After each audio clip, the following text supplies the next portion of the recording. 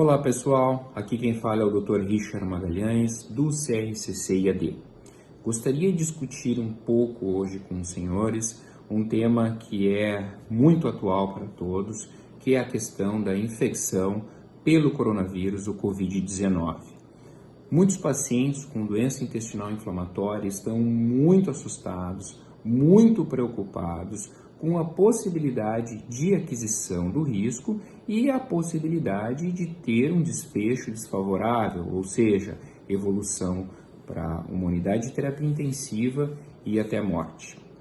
Por isso eu resolvi fazer esse vídeo e mostrar para os senhores qual é a realidade atual no que diz respeito à gravidade da infecção pelo coronavírus nos pacientes com doença de Crohn e retocolite ulcerativa e o uso das múltiplas medicações que estes nossos pacientes usam.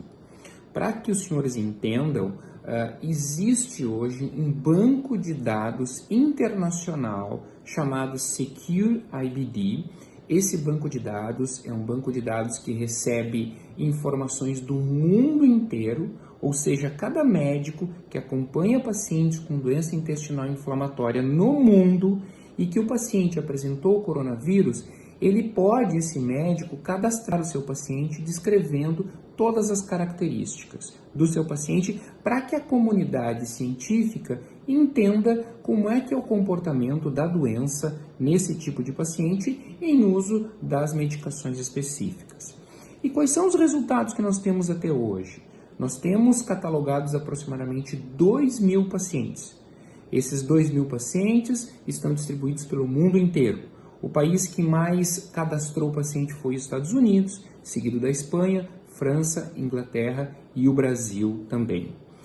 E deixa eu comentar um pouco com vocês os resultados deste estudo. Primeiro vamos falar dos resultados no sentido geral. Qual a mortalidade geral desses pacientes? A mortalidade gira em torno de 3%, ou seja, ela não é muito diferente de pacientes que não têm doença intestinal inflamatória. 3% de mortalidade no sentido geral. E aí, quando nós vamos analisar os fatores de risco específicos, quando nós vamos analisar o uso das medicações, outras informações são bastante interessantes também. Em primeiro lugar, o que determina risco para o paciente que tem doença intestinal inflamatória? O que determina risco são os mesmos fatores para a população geral: idade e comorbidades.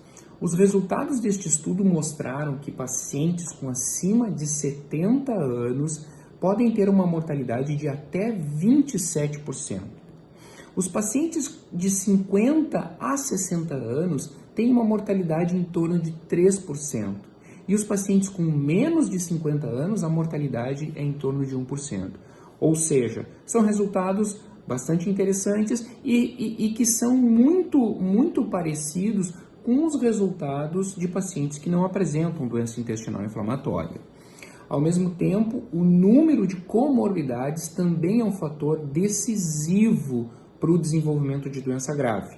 Quanto maior o número de comorbidades, como por exemplo diabetes, hipertensão, entre outras, quanto maior o número destas comorbidades, maior é a chance de desfecho desfavorável, internação em unidade de terapia intensiva e até morte. Mas um fator que mais preocupa os nossos pacientes é porque eles usam medicações imunossupressoras e entendem que, pelo uso dessas medicações, a infecção pelo coronavírus pode ser mais grave. E com certeza essa era uma dúvida que todos nós médicos tínhamos e temíamos pelo fato de que os nossos pacientes estariam mais vulneráveis a uma infecção e à possibilidade de um desfecho mais agressivo. Mas o que mostrou esse banco de dados? Os resultados foram muito interessantes, certo? A droga que tem o maior potencial de produzir no paciente uma evolução pior, mais desfavorável, são os corticoides. Os corticoides, sim, nós devemos de evitar neste momento, porque o paciente que vem em uso de corticoide e adquire infecção pelo coronavírus, ele tem risco maior de internação em unidade de terapia intensiva e até de morte. Esse percentual de óbito nestes pacientes usando corticoide chega a 9%, que é o maior percentual de todos. E depois as outras drogas, como azatioprina e metotrexate, que são imunossupressores, em que os pacientes que usam ficam muito preocupados. Não, estas drogas têm um percentual de complicações bem menor. Os próprios biológicos, no caso, os anti-TNFs, como o infliximab, o adalimumab, o certolizumab, são drogas aparentemente seguras, com um percentual de complicações muito baixos, muito baixos. A taxa de mortalidade em quem usa anti-TNF é em torno de 1%. Essa taxa aumenta um pouquinho, para chegando a 2 ou 3%, naqueles pacientes que usam o anti-TNF associado a um imunossupressor, como a azatioprina e metotrexate. Uma droga que aparentemente não tinha nenhuma possibilidade de gerar qualquer risco e que, pelo contrário, no estudo mostrou um risco um pouco maior é a mesalazina. A mesalazina e a sulfasalazina também, esta droga é uma droga que é um anti-inflamatório de ação local no intestino, mas neste estudo mostrou que os pacientes em uso dessa substância tinham um risco um pouco maior de complicações. Mas é importante que todos os pacientes entendam e que se tranquilizem que pelo fato de apresentarem doença intestinal inflamatória e estarem em uso das medicações para a doença intestinal inflamatória, isso não aumenta de forma significativa o risco pela infecção pelo Covid e por um desenvolvimento de uma doença mais grave. Nós sabemos que a coisa mais importante neste momento é manter a doença sob controle, é manter a doença estável e evitar agudizações desta doença e necessidade de internação hospitalar, que aí sim o contato com o vírus é mais intenso dentro dos hospitais e a possibilidade de infecção é maior também. E como se faz para manter a doença sob controle? Mantendo o uso das suas medicações. A coisa mais importante neste momento é não parar as medicações, exceto, é claro, conversando com o seu médico e dependendo da orientação dele. Mas parar as medicações significa aumentar a possibilidade de recidiva da doença, de piora clínica e necessidade de ir ao hospital, internação e todos os riscos que estão ao redor desta situação. Não pare suas medicações. Ainda, no que diz respeito aos outros biológicos, como o ustekinumab, como o vedolizumab, como o tofacitinib. Os resultados também são muito parecidos com os anti-TNFs. O risco não é grande, o risco de infecção grave em pacientes em uso dessas medicações não parece ser muito significativo.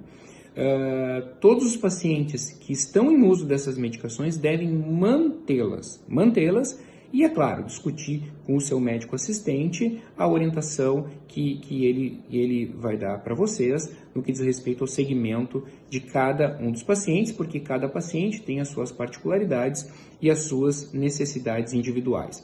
Mas o objetivo maior desse vídeo foi tranquilizar as pessoas. Tranquilizar os nossos pacientes com doença intestinal inflamatória, fazendo com que todos entendam que pelo fato de que vocês têm doença de Crohn retocolite ulcerativa e usam medicações que são imunossupressoras, isto não aumenta de forma significativa o risco de desenvolvimento de doença grave pelo Covid-19 em relação à população geral. O risco de vocês é um risco muito parecido com a população geral, levando-se em consideração os fatores de risco que valem para todos, como idade, acima de 60 anos e comorbidades. Ok? Fiquem atentos, procurem os seus médicos para outras dúvidas e sigam as nossas redes sociais, que nós divulgaremos várias informações, traremos vários textos pertinentes ao assunto e muitos outros com relação à doença intestinal inflamatória. Até mais!